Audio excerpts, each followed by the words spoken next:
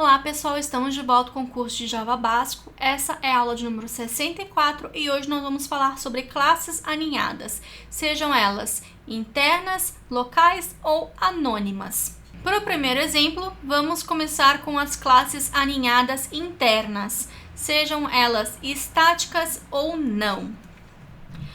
Na tela, a gente tem um exemplo de uma classe, então nós temos uma classe externa, nós declaramos uma string texto nessa classe externa, com o valor de texto externo, e dentro dessa classe externa, nós estamos declarando uma classe chamada interna, que também tem um atributo string texto, que tem como valor o texto interno.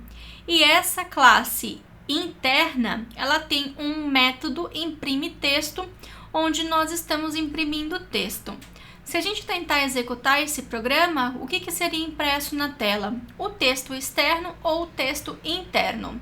Para esse caso, ela iria imprimir o texto interno. Uma coisa legal de classes internas no Java é que as classes internas, elas têm acesso aos atributos das classes externas. Como isso? A gente poderia acessar os membros da classe externa de dentro da classe interna através do externa.dis.texto. Lá no JavaScript, isso é uma coisa bem comum de se utilizar em projetos. Aqui no Java, depois eu vou falar alguns exemplos de casos reais onde a gente utilizaria esse tipo de classe. Eu tenho aqui aquele mesmo código que eu apresentei para vocês nos slides. Tem uma classe externa, que tem um atributo texto, mais uma classe interna, que também tem um atributo texto e um método imprime texto.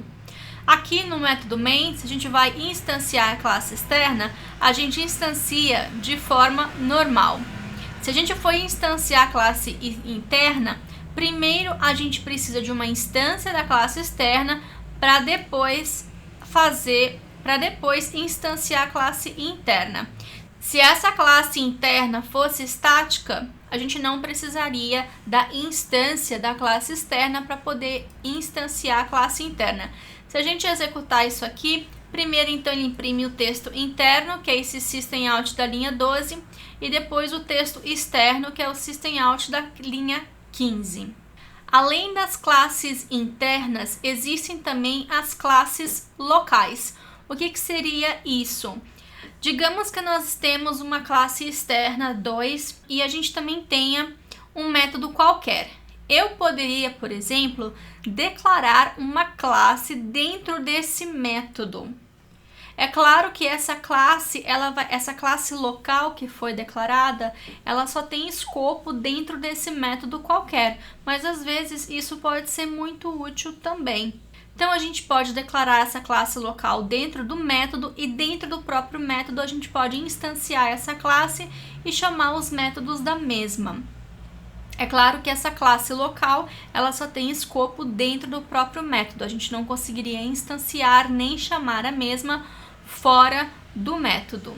Como exemplo, também tem uma classe aqui já pronta no Eclipse. Então, nós temos a classe externa, nós temos um método qualquer. Dentro do método é que a gente declara a classe, a gente instancia a classe e chama o método dessa classe que foi declarado ali. Então, a gente instancia a classe aqui no método main e a gente consegue chamar esse método qualquer. Como dentro do método qualquer a gente está instanciando e chamando, vai imprimir o texto da classe local aqui na saída para a gente. Um outro tipo de classe interna que nós também temos no Java é a classe anônima. O que é essa tal da classe anônima? É quando a gente instancia a classe e muda o seu comportamento quando a gente está instanciando. Não é a mesma coisa, por exemplo, a gente aprendeu até agora que a gente pode passar construtores para a classe. Mas nesse caso, note que depois ali dentro do método main, ali depois do new anônima, nós estamos chamando o construtor da mesma e abrindo parênteses, ou seja, nós estamos adicionando um corpo para a classe.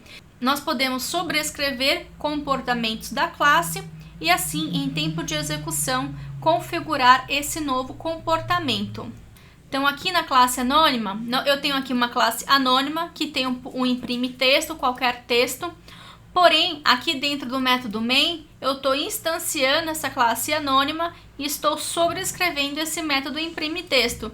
Então, se a gente chamar essa linha aqui, deixa eu comentar isso aqui, que é de um outro exemplo que eu já falo para vocês, a gente vai ter como saída qualquer texto que foi sobrescrito.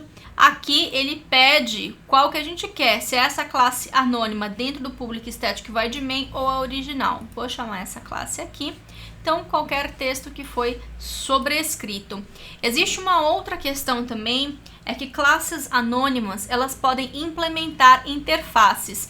Então, por exemplo, eu tenho aqui uma interface texto que tem um método imprime texto. Se a gente implementasse essa interface em alguma classe, a gente teria que sobrescrever esse método imprime texto.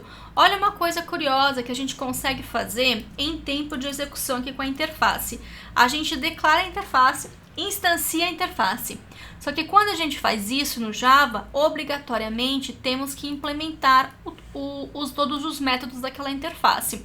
Então, é possível no Java você instanciar uma interface, porém, como classe anônima. Então, esse é um tipo de classe anônima, onde você vai passar em tempo de instanciação da classe. Então, se eu for chamar novamente aqui se imprime texto, ele vai imprimir qualquer texto interface. Deixa eu salvar aqui. Qualquer texto interface. Então, essa é uma coisa muito curiosa. Mostrei 3 exemplos para vocês, mas aonde que é em que em projetos reais a gente utilizaria esses exemplos? Alguns desses exemplos vai depender muito do seu gosto pessoal.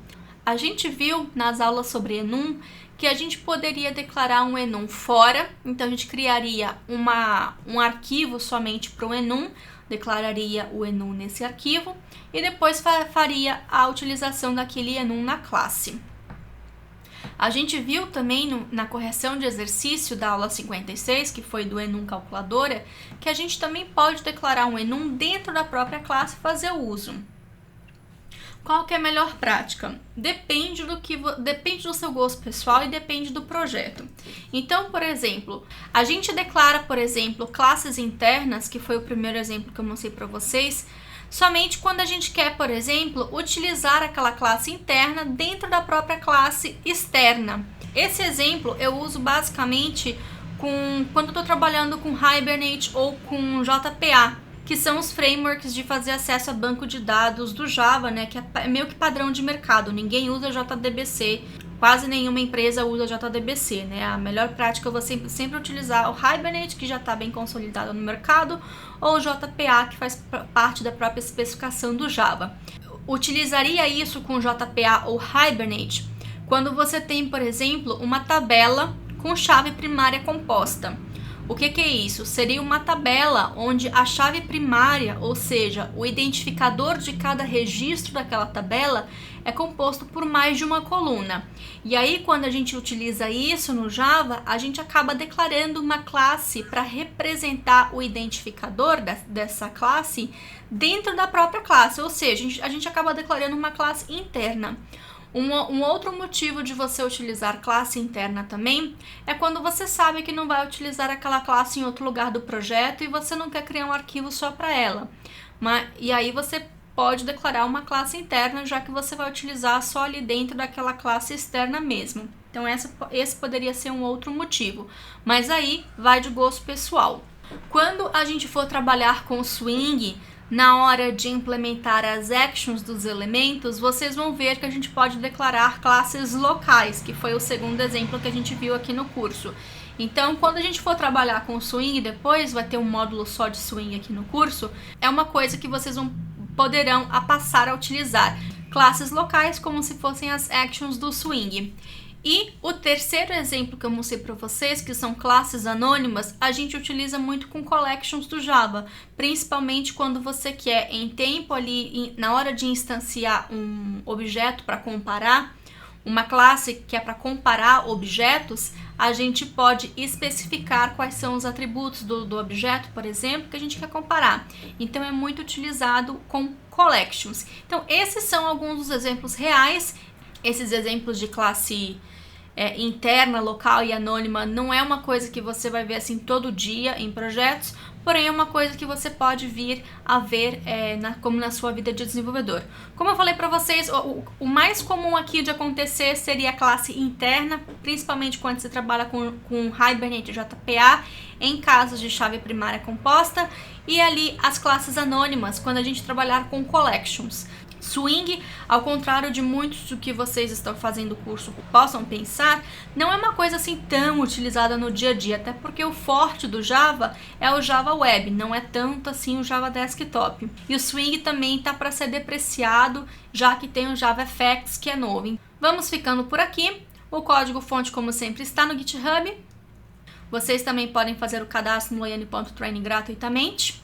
E é isso, pessoal. Espero que vocês tenham curtido mais uma aula. Vou ficar esperando pelo feedback de vocês. E, por favor, não esqueça de dar um joinha aqui no YouTube para poder ajudar com a divulgação do curso. Até a próxima!